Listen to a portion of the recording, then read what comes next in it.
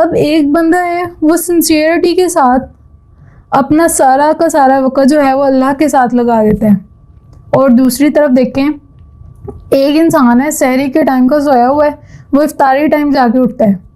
اور رات ساری موبائل یوز کر رہے ہوتے ہیں، سوشل میڈیا یوز کر رہا ہوتا ہے۔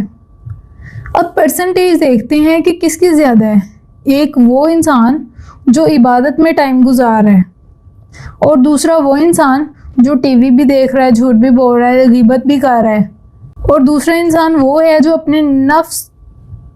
کو قابو میں کر کے نفس جس کی طرف کشش کرتا ہے اس ہر چیز سے اس نے اپنے آپ کو قابو کیا ہوا ہے، اور دوسرا ان کنٹرول ہے، وہ اپنے نفس کو قابو نہیں کر پا رہا ہے، شیطان کے ہر معاملے میں وہ مطلب ٹی وی دیکھ رہا ہے، اپنے سوشل میڈیا پہ زیادہ سے زیادہ ٹائم دے رہا ہے، سو رہا ہے، نماز کا نہیں پتہ، لیٹ پڑھ رہا ہے، تو مطلب وہ سارا کا سارا ٹائم جو ہے وہ ویسٹ کر رہا ہے۔ اب دیکھیں کہ اجر جو ہے وہ کس کا زیادہ ہوگا۔